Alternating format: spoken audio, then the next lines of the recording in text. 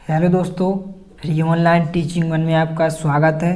तो हम आगे बढ़ते हुए एनसीईआरटी गणित कक्षा 9वीं अध्याय 2 बहुपद प्रश्नावली 2.2 का प्रश्न क्रमांक 2 का प्रश्न क्रमांक 3 और प्रश्न क्रमांक 4 हल करेंगे। इसके पहले वाले वीडियो हमने आपको प्रश्न क्रमांक 1 और प्रश्न क्रमांक 2 सॉल्व करवा दिया है। यदि आपने इसके पहले वाले वीडियो को नहीं देखा है तो आप हमारे चैनल की प्लेलिस्ट पर जाकर देख सकते हैं।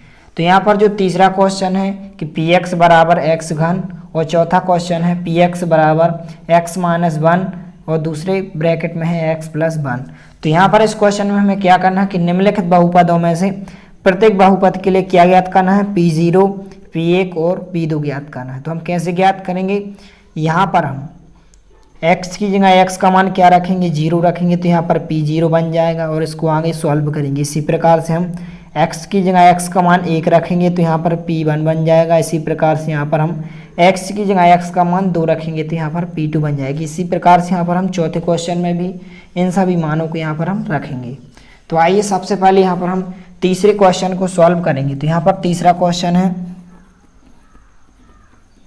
तो सबसे पहले यहाँ पर हमने लिखा दिया गया बहुपद। जो भी दिया गया बहुपद है उस बहुपद को यहाँ पर हम लिखेंगे दिया गया बहुपद। तो यहाँ पर बहुपद क्या है, पी एक्स बराबर एक्स घन। अब चूंकि हमें क्वेश्चन में P0, P1 और P2 ज्ञात करना है तो यहाँ पर सबसे पहले हम क्या करेंगे, x बराबर 0 इस बहुपद Px में रखेंगे। तो यहाँ पर हम लिखेंगे x बराबर 0 बहुपद Px में रखने पर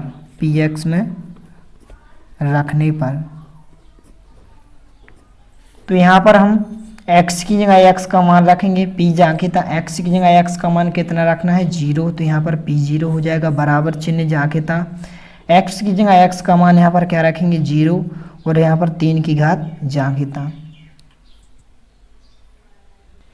इसके बाद यहाँ पर हम इसको आगे सॉल्व करेंगे। तो यहाँ पर P0 बराबर चिन्ह जाके था 0 का घन यहाँ पर कितना हो जाएगा, 0 हो जाएगा, क्योंकि 0 पर कितनी भी घात आ जाए उसका मान कितना होगा, 0 होगा। तो यहाँ पर P0 का मान यहाँ पर कितना आ गया, 0 आ गया। इसी प्रकार से यहाँ पर हम P1 ज्ञात करेंगे तो हम x की जगह x का मान कितना रखेंगे, 1 रखेंगे। तो यहाँ पर हम लिखेंगे x बराबर 1 बहुपद Px में रखने पर। इस बहुपद Px में हम x की जगह x का मान कितना रखेंगे, 1 रखेंगे, क्योंकि हमें क्या ज्ञात करना है, P1 ज्ञात करना है। तो यहाँ पर हम लिखेंगे x बराबर 1 बहुपद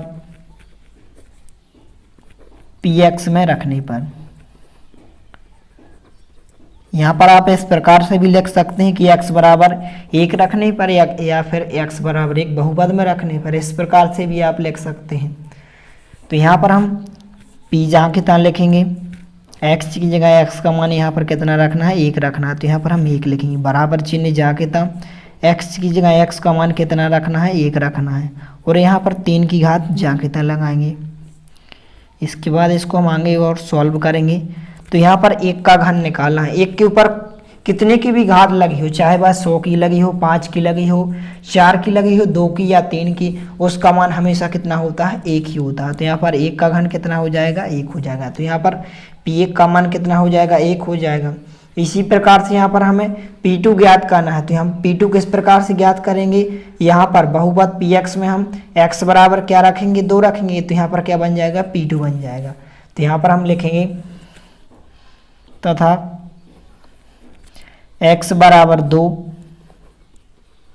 बहुपद Px में रखने पर। तो हम x की जगह x का मान कितना रखेंगे, यहाँ पर 2 रखेंगे। तो P जाके था यहाँ पर लिखेंगे x की जगह x का मान यहाँ पर कितना रखेंगे, 2 रखेंगे। बराबर चिन्ह जाके था x की जगह x का मान यहाँ पर 2 रखेंगे और 3 की घात जाके था। तो यहाँ पर P2 बराबर क्या हो जाएगा, यहाँ पर 2 का घन निकालना है। तो यहाँ पर हम इसको हम रफ में निकालते हैं कि 2 का घन यहाँ पर कितना होगा।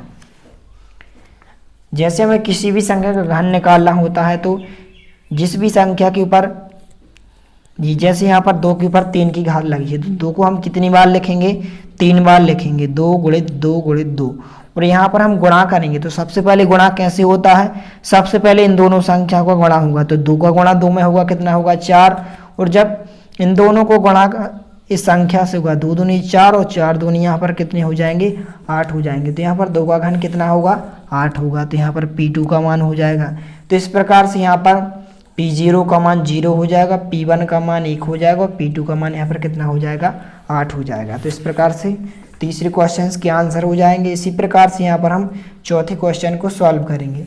तो आइए हम चौथे क्वेश्चन को सॉल्व करेंगे यहाँ पर। तो यहाँ पर सबसे पहले चौथे क्वेश्चन को यहाँ पर हमने लिखा दिया गया बहुपद, जो भी बहुपद दिया गया उस बहुपद को यहाँ पर हमने लिखा कि Px बराबर x माइनस 1 x प्लस 1।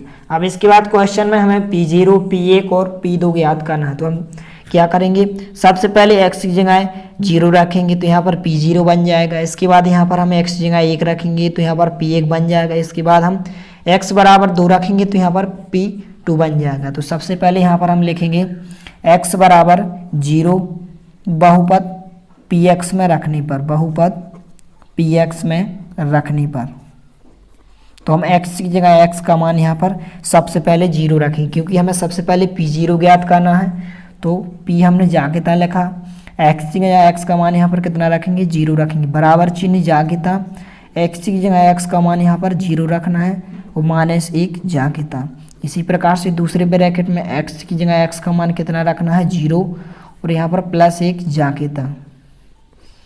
इसके बाद इसको हम आगे और सॉल्व करेंगे तो यहाँ पर 0 को था कोई मतलब नहीं होता है, 0 लिखें चाहे ना लिखें। तो यहाँ पर हम 0 को जब हटाएंगे तो यहाँ पर क्या बचेगा, माइनस 1 बचेगा।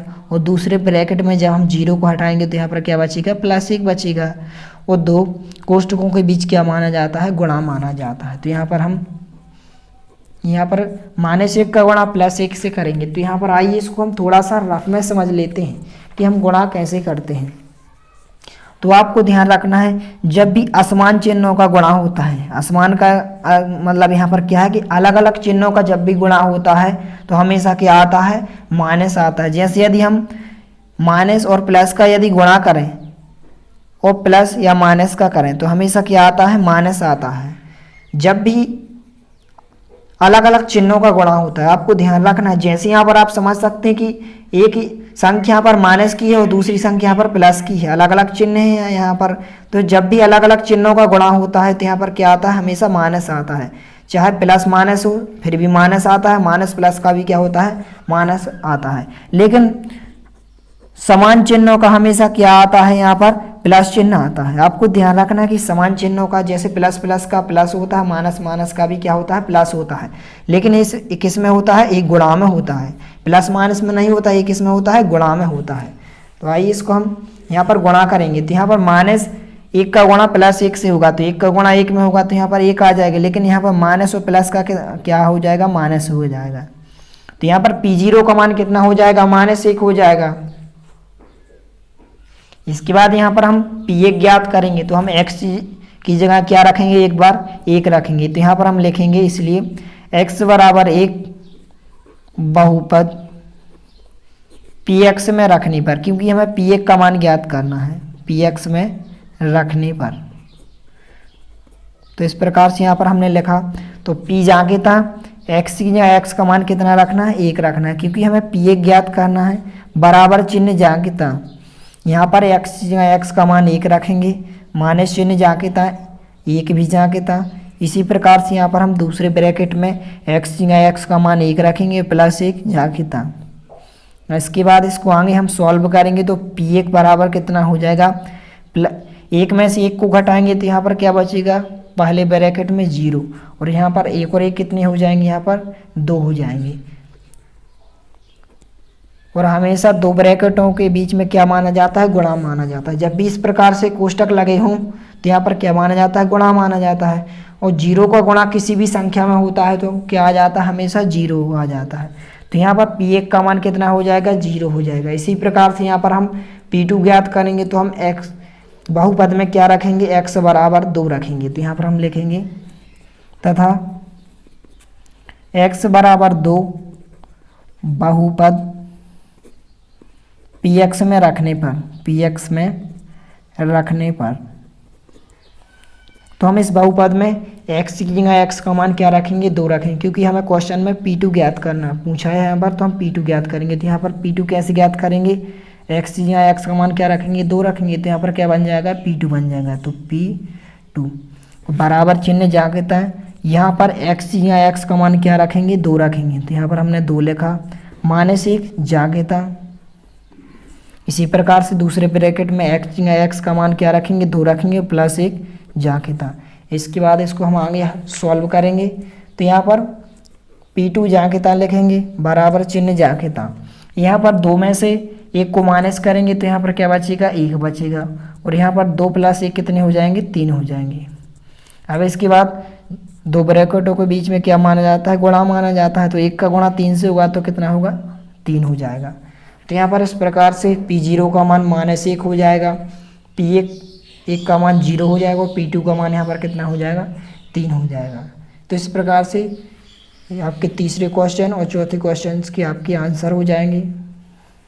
तो इस प्रकार से आपको इन दोनों क्वेश्चंस को अच्छे से तैयार कर लेना है। यदि वीडियो पसंद आए तो प्लीज़ लाइक कीजिए, दोस्तों के साथ शेयर कीजिए, और यदि आपने हमारे चैनल को सब्सक्राइब नहीं किया है तो प्लीज़ सब्सक्राइब कीजिए। धन्यवाद।